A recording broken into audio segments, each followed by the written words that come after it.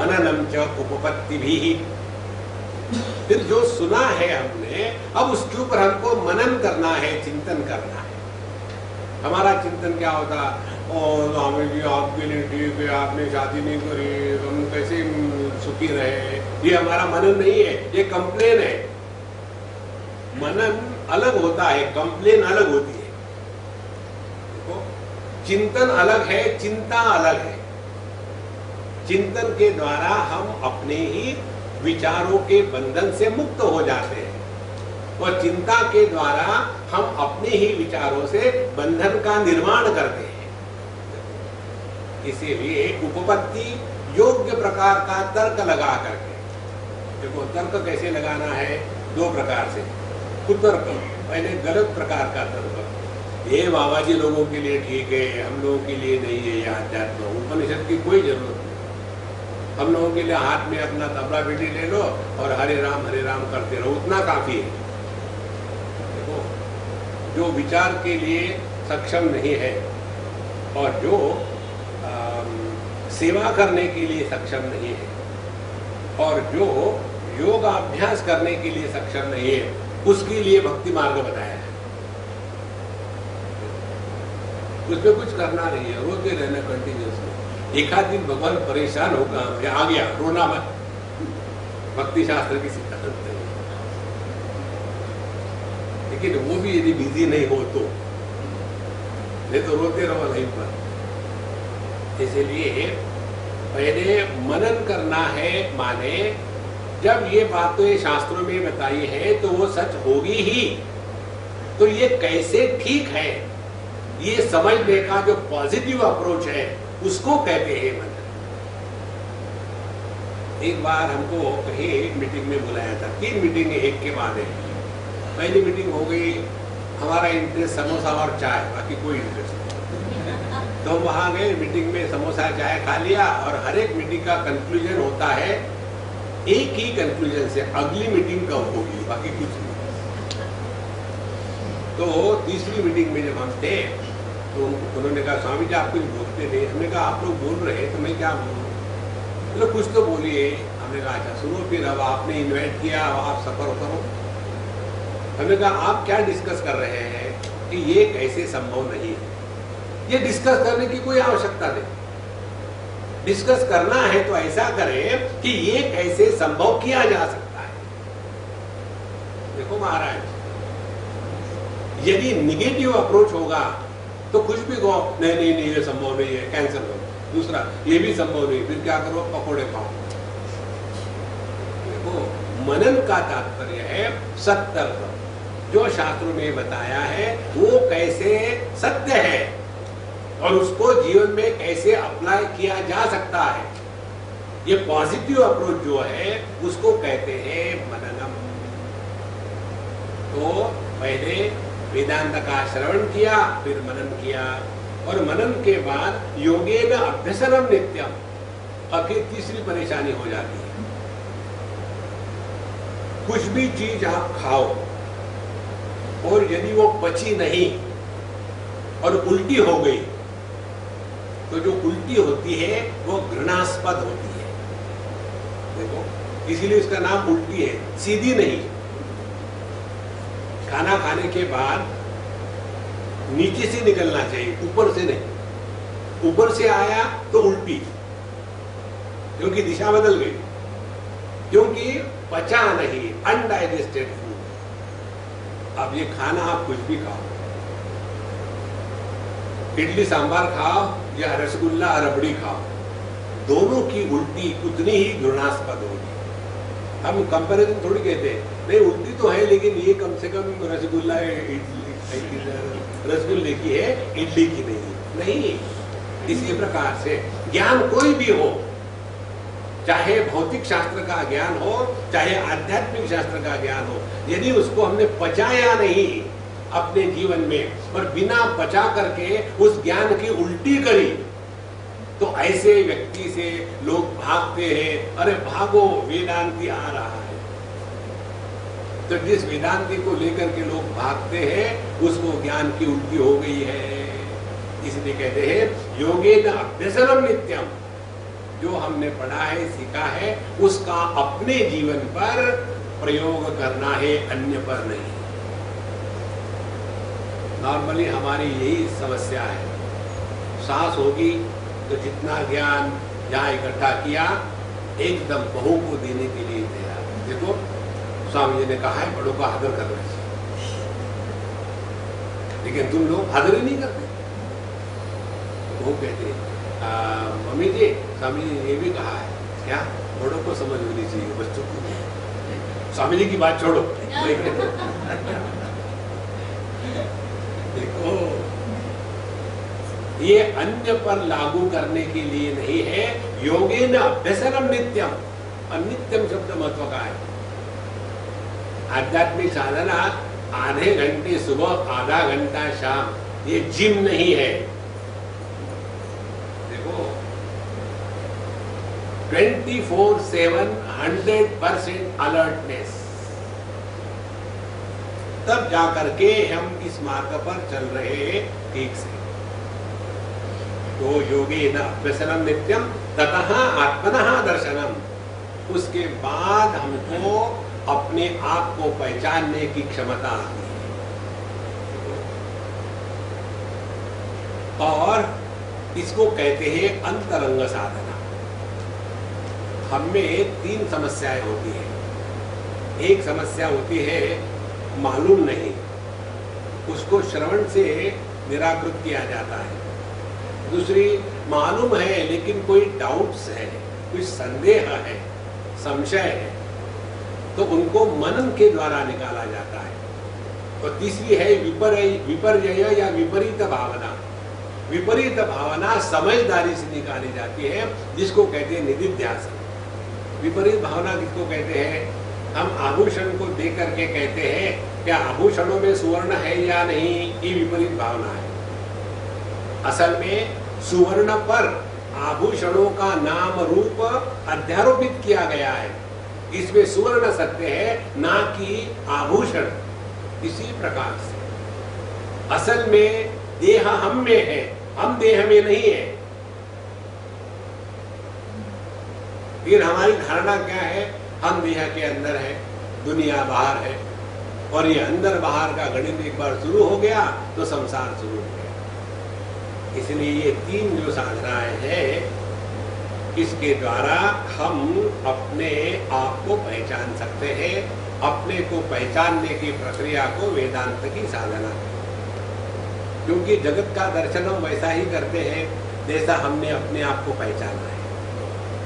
हमने यदि अपने आप को पैसे के उपाधि के साथ जोड़ लिया कि हम अमीर है तो दुनिया का दर्शन होगा। इस दुनिया में 2 प्रकार के लोग हैं, अमीर और गरीब। हमने यदि अपने आप को पैसे की उपाधि के साथ जोड़ लिया कि हम गरीब हैं तो हमको दुनिया का दर्शन होगा। इस दुनिया में 2 प्रकार के लोग हैं, गरीब और अमीर। क्योंकि अमीर के लिए और गरीब के लिए दोनों की उपाधि पैसा ही है। यदि हमने स्वास्थ्य के साथ अपने आप को जोड़ लिया तो दुनिया में 2 प्रकार के लोग होंगे, रोगी और निरोगी। और यदि हमने अपने आप को बुद्धि के साथ जोड़ लिया तो दुनिया में 2 प्रकार के लोग हैं, मेरे जैसे इंटेलिजेंट बहुत कम, बाकी बेवकूफ। जो हमने जो व्यक्तित्व की डेफिनेशन बनाई है उसमें उपाधि का महत्व है। और जिसने अपने इस सच्चिदानंद स्वरूप को पहचान लिया है, उसके लिए ये दुनिया परमात्मा के सिवा अन्य कुछ है ही नहीं। इसलिए यह तत्वमसि महावाक्य के उपदेश से यह ज्ञान प्रकट हो जाता है। अब यहाँ प्रश्न उठाते हैं, केवल शब्द से कैसे ज्ञान होगा? बता दिया आपको, हमने कई बार सुना है तत्वमसि, कुछ तो नहीं हुआ। तो हमारे मन में शब्द के शक्ति पर संदेह निर्माण होता है कि ये संभव नहीं है।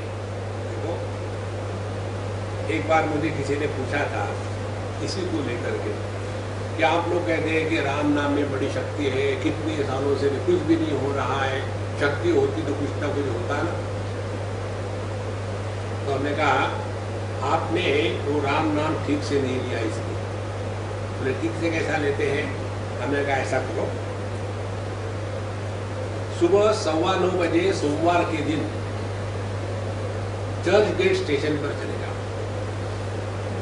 और जब पब्लिक बाहर आ रही है तब आप उल्टे पब्लिक के बीच में घुसते जाओ, और वहां देखना एक भव्य दिव्य हेल्दी सुमो ब्रांड आदमी, उसको रोक करके उसको कहो, अरे बेवकूफ कहाँ जा रहे हो? फिर देखो शब्द की शक्ति। यदि गाली से इतना प्रभाव हो सकता है तो भगवान के नाम से नहीं होगा। देखो महाराज, अब क्यों नहीं होता? जब बेवकूफ कहा जाता है तो शब्द के साथ अर्थ प्रकट हो जाता है। जब राम कहते हैं तो राम के साथ अर्थ प्रकट नहीं होता।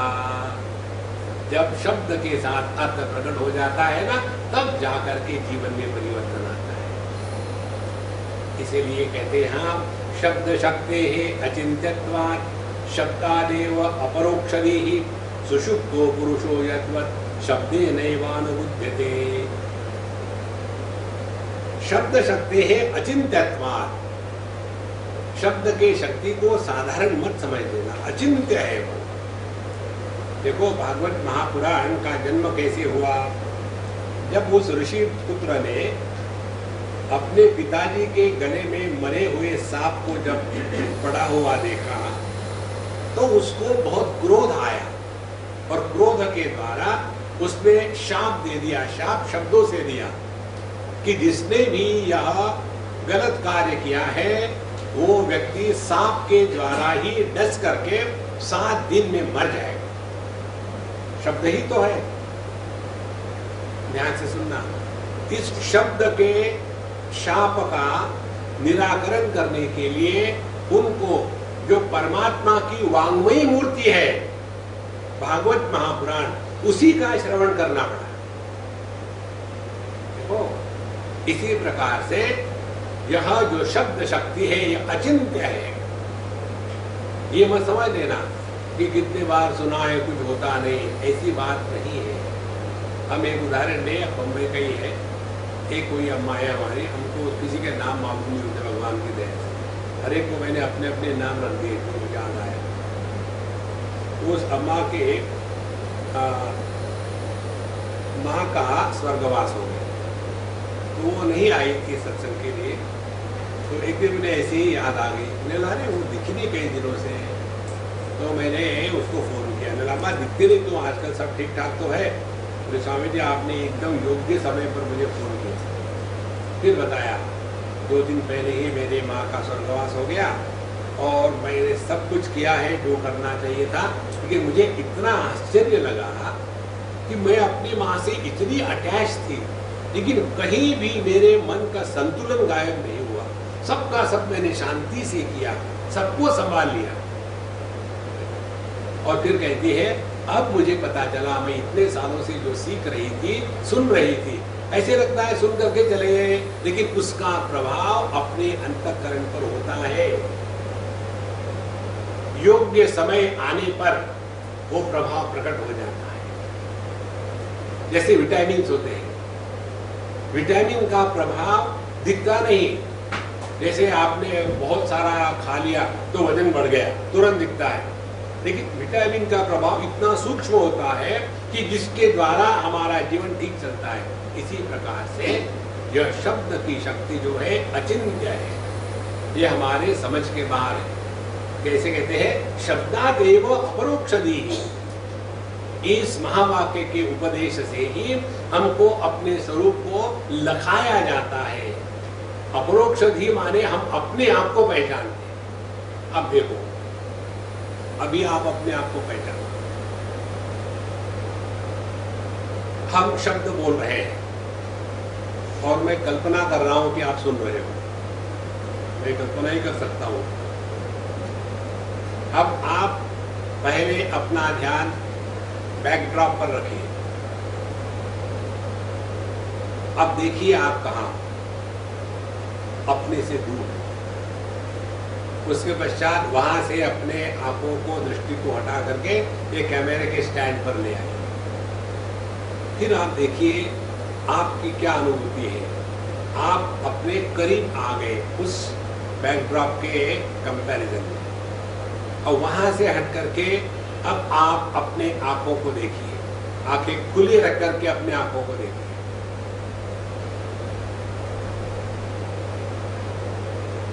अब आंखें खुली है, देखना हो रहा है, लेकिन देखी गई वस्तु है ही नहीं, क्योंकि आंखों के द्वारा आंखें नहीं देखी जा सकती।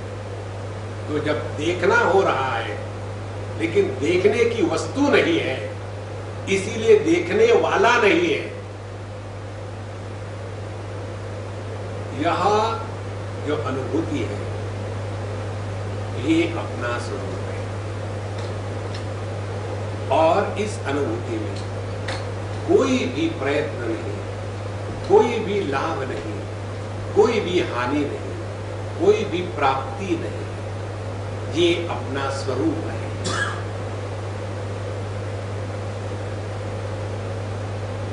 आपने दान नहीं किया, धर्म नहीं किया, गंगा जी में स्नान नहीं किया, आपने प्राणायाम नहीं किया, तीर्थ क्षेत्रों में नहीं गए, भगवान का नाम नहीं लिया, केवल शब्द शक्ते है अचिंत्यत्वात्, शब्दान एव अपरोक्षधीहि। उदाहरण देते हैं, सुषुप्तो पुरुषो यद्वत् शब्देन एव अवबुध्यते। जैसे सोया हुआ पुरुष, उसके नाम से पुकारो तो जग जाता है। तो गहरी नींद क्या है? गहरी नींद में हमारा इंद्रियों से तादात्म्य नहीं होता, लेकिन यदि किसी को उसके नाम से पुकारो तो जग जाता है, क्योंकि शब्द की शक्ति ही इतनी जबरदस्त है। और इसीलिए ये मत समझ लेना कि वेदांत के श्रवण से कुछ नहीं होता। कई लोगों की यही धारणा है, भ्रांति है। ये हमने बहुत देखे वेदांती, तत्वमसि तत्वमसि, और बंगाली होगा तो तत्तमसि तत्तमसि, तुम तमसि तुम तामसि दो, तुम तामसि दो, तत्तमसि तत्तमसि।